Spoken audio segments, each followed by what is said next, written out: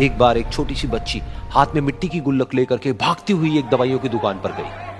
वो काफी देर तक वहां पर खड़ी रही, लेकिन दुकानदार का ध्यान उसकी तरफ नहीं गया क्योंकि और भी बहुत सारे लोग खड़े हुए थे। उसने दुकानदार को कई बार बुलाया, लेकिन वहां पर भीड़ इतनी थी कि दुकानदार का ध्यान उसकी तरफ गया ही नहीं। और फिर उस बच्ची को थोड़ा सा गुस्सा आया तो उसने अपनी मिट्टी की गुल्लक लेकर के वहीं काउंटर पर जोर से रख दी, जिसके बाद में जो दुकानदार था और जितने भी लोग खड़े थे वो सब उस बच्ची की तरफ देखने लग गए।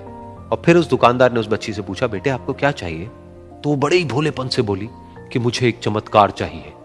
ये सुनकर के दुकानदार को कुछ समझ नहीं आया, ना ही वहां पर जो लोग थे उनको कुछ समझ में आया, और सब उसकी तरफ देखने लग गए। फिर दुकानदार ने बोला, बेटे चमत्कार तो यहां पर नहीं मिलता है।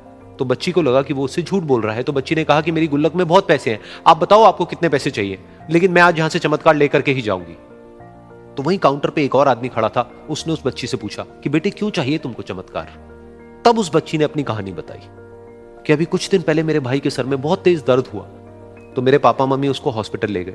उसके बाद कई दिन तक मेरा भाई घर नहीं आया। तो मैंने कई बार अपने पापा से पूछा, लेकिन उन्होंने मुझे कुछ नहीं बताया। उन्होंने बार बार यही कहा कि वो आ जाएगा, वो कल आ जाएगा, वो कल आ जाएगा, लेकिन वो आ ही नहीं रहा था। तो मैंने देखा कि मम्मी रो रही है। अब पापा मम्मी को कह रहे थे कि उसकी दवाइयों के लिए और उसके इलाज के लिए जितने पैसे चाहिए उतने मेरे पास में नहीं है, अब उसको कोई चमत्कार ही बचा सकता है।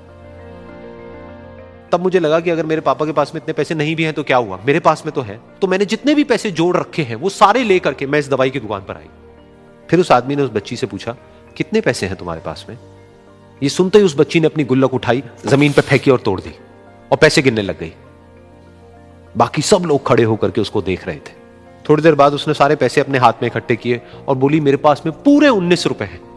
वो जो आदमी वहां पर खड़ा था वो थोड़ा सा मुस्कुराया और बोला कि अरे तुम्हारे पास में तो पूरे पैसे हैं, इतने का ही तो आता है चमत्कार। ये सुनकर के वो बच्ची बहुत खुश हो गई और बोली कि चलो मैं आपको अपने पापा से मिलवाती हूं। बाद में पता लगा कि वो आदमी कोई आम आदमी नहीं था, बल्कि एक बहुत बड़ा न्यूरोसर्जन था, और उसने सिर्फ 19 रुपए में उसके भाई की सर्जरी करी और कुछ ही दिन बाद वो ठीक होकर के घर वापस आ गया। फिर कुछ दिन बाद वो बच्ची, उसका भाई, उसके पापा, उसकी मम्मी चारों एक साथ बैठे हुए थे और बात कर रहे थे। तो उसकी मम्मी ने उसके पापा से पूछा कि अब तो बता दो ये चमत्कार आपने किया कैसे? तो उन्होंने अपनी बेटी की तरफ देखा और बोले, ये चमत्कार मैंने नहीं, इसने किया है।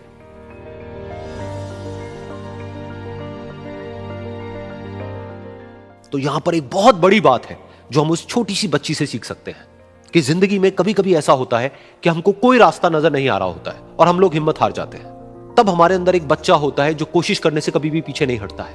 वो हार मानने को तैयार नहीं होता है क्योंकि उसको ना शब्द समझ नहीं आता है। वो बच्चा जिसके लिए कुछ भी नामुमकिन नहीं है, क्योंकि वो हर हाल में कोशिश करता ही रहता है।